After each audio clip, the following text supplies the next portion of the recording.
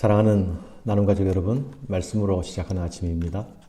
오늘 말씀은 예수님의 12사도의 선택과 평지 설교가 그 내용입니다. 12사도의 선택은 예수님의 사역에 대해서 적대시하는 종교 지도자들과의 갈등이 고조되는 상황 가운데서 이루어지고 있습니다. 적대 세력의 예수님에 대한 반대는 예수님을 십자가에 못 박아 죽이는 데까지 나아가게 될 것입니다. 예수님은 많은 제자의 무리 가운데서 특별히 12를 택하시고 사도로 세우십니다. 12이라는 숫자는 이스라엘 12지파에 상응하는 숫자이지요. 사도들은 옛 이스라엘과 대비되는 새 이스라엘의 백성의 기초가 되고 주님의 몸된 교회의 기초가 될 것입니다. 제자는 부르심을 받은 사람이고 사도는 보내심을 받는 사람이죠. 제자에게는 소명이 있고 사도에게는 사명이 있습니다. 주님이 이 땅에서 사역을 마치시면 떠나가실 것입니다. 그러나 부르심을 받은 자들은 다시 보냄을 받아 예수의 증인이 되고 예수의 선포자가 될 것입니다. 주님의 나라는 부르심의 소명을 받은 자들이 보내심의 사명 수행을 통해서 전파되고 확장될 것입니다. 교회는 이들 사도의 터 위에 세워졌습니다. 우리가 받은 복음은 이들의 사명에 대한 순종과 헌신에 빚지고 있습니다. 또한 우리는 이들과 동일한 부르심과 보내심을 받고 있는 사람들입니다. 누가는 사도를 세우시는 사건을 예수님의 철야 기도와 연결시켜서 우리에게 보도해 주고 있습니다. 사도의 선택에 앞서서 먼저 산에 올라 기도하셨다는 사실을 분명하게 밝히고 있죠.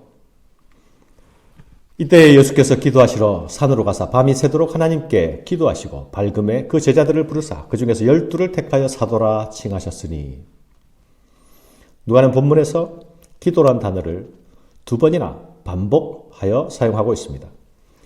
기도하신 예수님의 모습을 놓치지 말라는 사인이죠.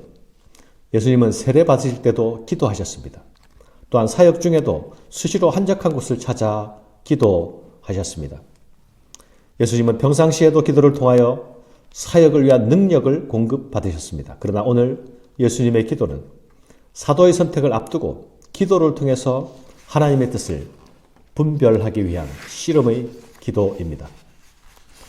사랑하는 여러분, 예수님의 기도는 집중적인 기도였습니다. 밤이 새도록 깨어서 기도하셨습니다. 날이 밝기까지 기도하셨습니다.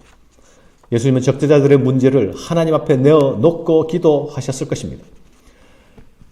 적대감의 절정이 될 십자가 사건 이후에 그 이후의 미래를 내다보시면서 선택될 사도의 문제를 가지고 하나님 앞에 씨름했습니다.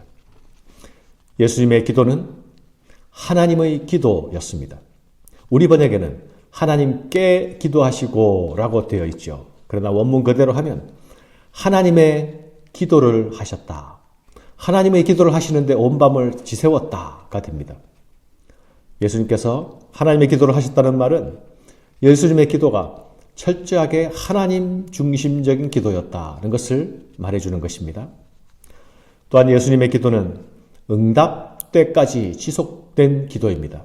날이 셀 때가 되어서야 제자 선택에 대한 응답의 확신에 이를 수 있었습니다.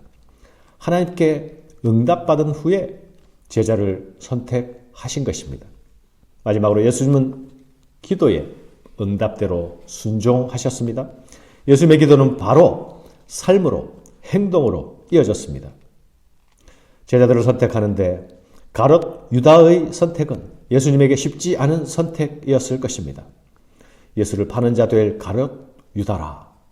그러나 여러분, 이 선택도 예수님은 하나님 아버지의 뜻대로 순종하고 실천하십니다. 사랑하는 여러분, 예수님의 기도는 우리의 기도의 모범입니다. 이것이 누가가 우리에게 주님의 기도를 소개해주는 이유입니다. 기도로 성령 충만함 가운데 거하고 기도로 성령의 능력을 공급받아야 합니다. 분주하고 피곤한 일상 속에서도 기도로 다시 싱싱해질 수 있어야 합니다. 기도로 하나님의 뜻을 분별해야 합니다. 기도로 내 뜻과 내 기호를 거스려 순종하는 순종의 능력을 공급받아야 합니다. 주께서 우리에게 몸소 이것을 모범으로 보여주셨습니다. 예수님께서 선택하신 사도들과 내려와 서신 곳은 평지였습니다. 이곳에서 이루어지는 설교를 산상설교와 대비하여서 평지설교라 부릅니다. 이곳에는 두로와 시돈의 해변 지역 사람까지 몰려와 있었습니다. 예수님의 설교도 듣고 병고침도 받으려는 무리가 유대인과 이방인의 무리와 함께 섞여 모여 있습니다. 더러운 귀신에게 고난을 받은 자도 이곳에서 고침을 받습니다. 온 무리가 능력으로 선포되는 말씀 앞으로 모여 있습니다. 이 무리들과 함께 예수님은 제자들을 향하여서 축복과 저주의 말씀을 선포하십니다. 너희 가난한 자는 복이 있나니 하나님 나라가 너희 것이며 지금 줄인 자는 복이 있나니 너희가 배부름을 얻을 것이요 지금 우는 자는 복이 있나니 너희가 웃을 것이며 인자로 말미암아 사람들이 너희를 미워하고 멀리하고 욕하고 너희 이름을 악하다 하여 버릴 때에는 너희에게 복이 있도다. 그날에 기뻐하고 뛰놀라. 하늘에서 너희 상이 큼이라. 그들의 조상들이 선지자들에게 이와 같이 하였느니라. 사랑하는 여러분, 지금과 그날이 대조를 이루고 있지 않습니까? 이 대조 속에 현재와 미래의 완전한 전복이 일어나고 있습니다. 완전한 역전이 일어나고 있습니다. 이것이 주님을 따르는 자들이 누릴 위대한 역전의 약속입니다. 하나님은 역전의 명수이시죠. 주님을 따라 나선 자들에게는 장차 누릴 현재와 비교할 수 없는 미래가 약속되어 있습니다. 로마서 8장에는 생각하건대 현재에 원하는 장차 우리에게 나타날 영광과 비교할 수 없도다. 바울이 이렇게 말씀하고 있죠. 주님은 주를 위하여 고난받는 자가 복이 있다 말씀하십니다. 그런데 이 복을 제자들과 선지자들을 연결시켜서 말씀하시고 있습니다. 미래의 상과 복을 바라며 현재의 고난을 견뎌낸 선지자들의 길과 그 선지자들의 전통을 하나님 나라의 제자들이 걸어야 할 복된 길이라 하십니다. 이 길에 하늘의 상이 크다 약속하십니다. 기뻐하고 뛰놀게 될 것이라 말씀하십니다. 주를 따르는 자들의 현재가 지금은 볼품이 없고 지금은 가난하고 지금은 비방을 받고 지금은 버림을 받더라도 그러나 하나님 나라의 제자들이 주님의 길을 따르는 자들이 진정 복되다 말씀하십니다. 하나님은 우리의 슬픔을 기쁨으로 바꾸어 주시는 분이십니다. 우리는 여기서 잠시의 기쁨과 잠시의 배부름을 위해 우리의 복된 신부를, 우리의 복된 부르심을 포기할 수 없습니다.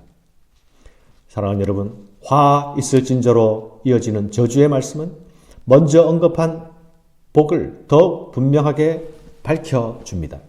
화 있을진저 너희 지금 배부른 자여 너희는 주리로다. 화 있을진저 너희 지금 웃는 자여 너희가 애통하며 울리로다. 모든 사람이 너희를 칭찬하면 화가 있도다. 그들의 조상들이 거짓 선지자들에게 이와 같이 하였느니라. 이미 위로를 받은 자들, 지금 배부른 자들, 지금 웃고 있는 자들, 지금 모든 사람들에게 칭찬을 받는 자들, 그가 화가 있을 것이라 말씀하십니다. 그 길은 옛적에 거짓 선지자들이 걸어갔던 바로 그 길이라 말씀하십니다. 예수님은 눈앞에 있는 제자들의 가난과 그들의 주림과 그들의 눈물을 지금 보고 계십니다. 이것은 하나님 나라를 대망하는 자들의 갈망과 고통입니다. 그러나 예수님은 바로 너희들이 복된 자들이라 말씀하시죠. 그들이 지금 예수를 따르고 있고 예수를 따를 자이기 때문입니다. 그들이 하나님 나라의 주인공이 될 자들이기 때문입니다. 사랑하는 여러분, 오늘 나는 여전히 가난한 마음으로 하나님 나라를 갈망하고 있습니까? 오늘 나는 인내와 참음으로 이 복된 길을 걸어가고 있습니까? 세상의 칭찬과 인정보다 하늘의 상을 더 크게 바라보며 걸어가고 있습니까? 그렇다면 예수님께서 선언하신 이 복의 선언이 바로 여러분의 것입니다. 감사합니다.